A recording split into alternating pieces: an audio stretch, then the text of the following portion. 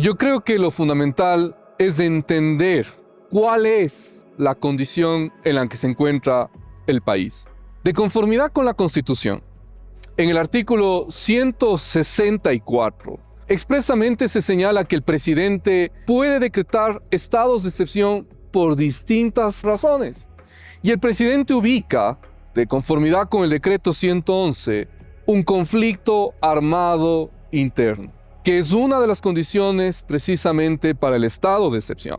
Si nosotros revisamos desde el derecho humanitario, si es que revisamos desde el derecho internacional público, el conflicto armado interno sí es concebido, sí es entendido como un momento de grave tensión militar armada que puede ser llamado guerra.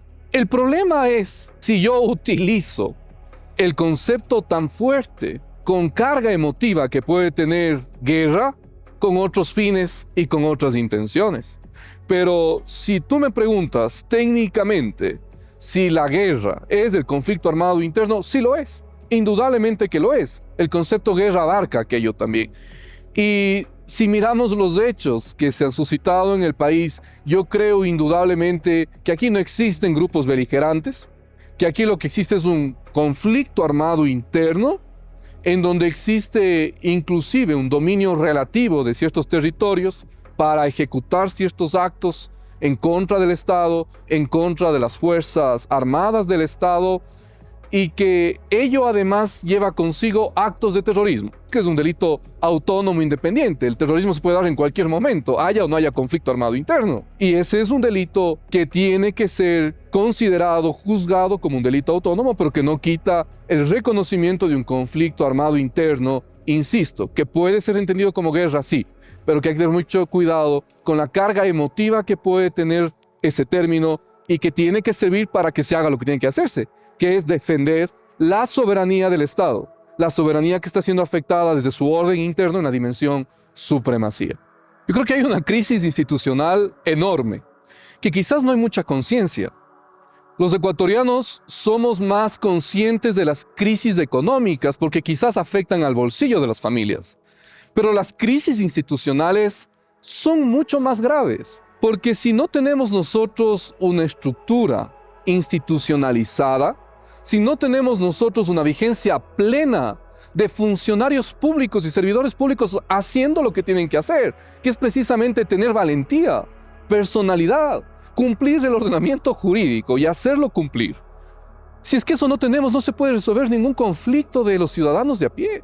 No solamente son los conflictos de los grandes que litigan, de los grandes que están en problemas ante los ministerios o ante el Poder Judicial. Cuidado. Esto afecta a todos los ecuatorianos. Y así no se puede resolver los problemas mayores del país, como es el trabajo, como es la seguridad, como es la educación, como es la necesidad de cubrir las necesidades básicas de todos. Por eso es que la institucionalidad tiene que ser reestructurada, solventada, tiene que ser atendida. Y yo creo que lo que estamos mirando en el Ecuador es efectivamente una suerte de un quebrantamiento sistemático, simultáneo y ordenado de todas las instituciones mínimas para que el Estado funcione. Es decir, esto es un atentado al Estado. ¿Quién está detrás de que el Estado no funcione? ¿Quiénes están detrás de que el Estado no pueda salir adelante y que sea un Estado fallido, como insistentemente lo quieren decir? Por eso considero que en el Ecuador se requiere funcionarios, servidores públicos que hagan cumplir la ley, que sean éticos y que eso se contagie. Porque yo creo que estamos pensando que solamente se contagia los vicios y los errores. También se contagia el ser buenos.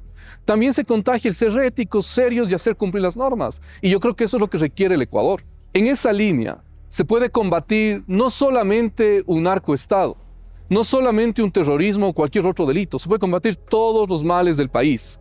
Pero eso requiere, insisto, de seriedad, de valentía, de personalidad y de que estén los hombres más idóneos, las mujeres más idóneas en los cargos. No solamente quienes por una suerte de inmediatismos o de una suerte de falsedades o de shows intentan llegar para cuidar y cumplir sus vanidades. Aquí hace falta quienes lleguen para cumplir el deber cívico con la patria, no con la camiseta de su vanidad personal. El país tiene urgencias, y yo no creo que la urgencia es una consulta popular, porque al día siguiente de la consulta popular no pasará nada en el Ecuador. Las preguntas como se han planteado, las primeras 11 preguntas, son preguntas que no tienen ningún sentido, ninguna relevancia ni carga de utilidad, ni carga alguna de lealtad con el electorado, conforme la Corte Constitucional, conforme la Constitución y la Ley Orgánica de Garantías Jurisdiccionales lo requiere o lo pide. Es una consulta, las primeras 11 preguntas, en donde al día siguiente los ecuatorianos seguiremos igual y quizás peor, porque estaremos más gastados con el costo del proceso electoral. Y lo digo así porque muchas de sus preguntas son preguntas que se pueden resolver o que ya están en la ley. Este país es un país hipernormativizado. Aquí no requerimos más normas, requerimos más funcionarios honestos, más funcionarios serios e, insisto, comprometidos con el país. En ese primer paquete de 11 preguntas, es lamentable encontrar que muchas de ellas ya están en normas vigentes, que otras se pueden solucionar a través de reformas a la ley. Y el presidente actual, el gobierno actual, nos había dicho que había un pacto con la Asamblea, que era un pacto para hacer la legislación que el país requiere. Y nos insistieron que no era un pacto para otros fines. En las siguientes 9 preguntas que se han enviado, quizás hay algunas que podrían tener sentido, que podrían ser mejor razonadas y mejor elaboradas. Indudablemente que es así.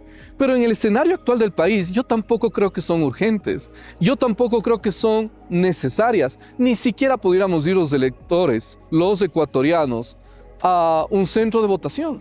Porque la seguridad institucional está en juego. Y es la que no existe precisamente en el país. Tanto así que hemos visto ya que el día de ayer en la noche el presidente envía una propuesta de reforma a la Asamblea de distintas normas, de distintas leyes, en donde están ya incluidas 2 preguntas de la consulta. Una de ellas sobre la extinción de dominio y la otra sobre que las armas confiscadas a los bandidos pasen a ser de la fuerza pública ecuatoriana. Es decir, preguntas que estaban en la consulta. Queda demostrado fehacientemente entonces de que la consulta no era necesaria y que con el orden constitucional vigente, con la institucionalidad vigente, se puede hacer lo que se tiene que hacer en Ecuador y que eso necesita, insisto, de definiciones, porque es un tiempo de definiciones y no de perderlo en aquello que no tiene sentido ni relevancia para el país. Si las propuestas de gobierno son aquellas que se toman de las personas que mejor pensaron con mente más preclara en el país, viene bien. El problema indudablemente es cuando se deslegitima a quienes pensaron el país, cuando se deslegitima a las organizaciones que están en torno a las mentes más preclaras que haya tenido este país. Yo creo que el presidente tiene que tener mayor serenidad. Es de los ecuatorianos. Y eso implica rendir cuentas, trabajar por y entender que para los ecuatorianos lo importante es solucionar los grandes conflictos de manera inmediata, mediata y a largo plazo. Eso es lo que requiere un país. Eso es lo que el Ecuador necesita de un estadista. Y en esa línea, indudablemente, las acciones tienen que ser efectivas. No solamente tienen que ser propuestas de modificaciones legales o discursos a medias, sin además una articulación necesaria del mensaje presidencial, sino que tiene que buscarse la efectividad. De nada sirve la militarización de puertos si aquello no viene seguido de distintas acciones que permitan solucionar los conflictos del contrabando.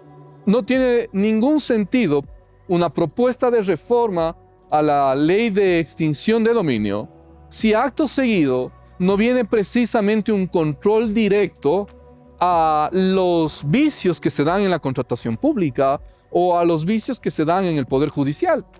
Y miramos que, por ejemplo, en la propuesta de consulta popular no hay nada sobre el Poder Judicial.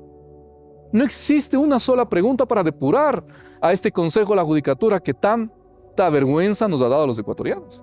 Yo creo que hay que ser de definiciones, de efectividad y no solamente de matices o maquillajes que pudieran ser más lesivos para el país.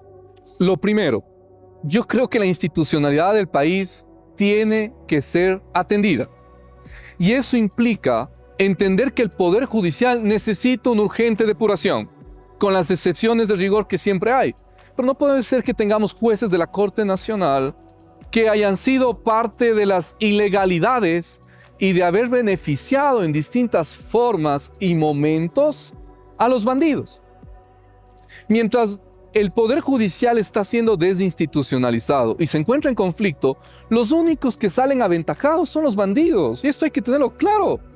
Porque si el Poder Judicial no funciona y nosotros estamos en otros conflictos, siguen siendo beneficiarios de esa desinstitucionalización los bandidos. Yo insisto, lo primero es la institucionalización del país. Lo segundo, el blindaje a la Fiscalía General del Estado. Es que esto no puede ser una cuestión menor. Todos los ecuatorianos deberían cerrar filas en torno a la Fiscal General del Estado. Esto es indudable. Lo tercero, ¿hay cambios a la Constitución que se deben hacer? Sí, indudablemente que sí.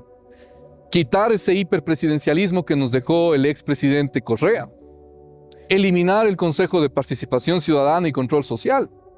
Fortalecer a la institucionalidad del Ecuador. Quitar esa prohibición de las bases extranjeras militares. ¿A quiénes beneficia aquello?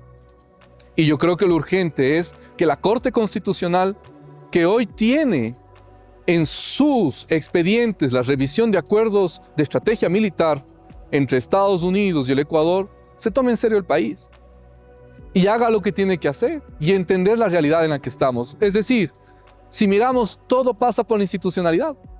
Todo pasa por un respeto a la institucionalidad, una purificación y depuración de los órganos del Estado. Es la única forma que salgamos adelante y es la única forma de combatir a los bandidos y no dejar tantos espacios libres para que ellos sigan haciendo y deshaciendo con nuestro Estado.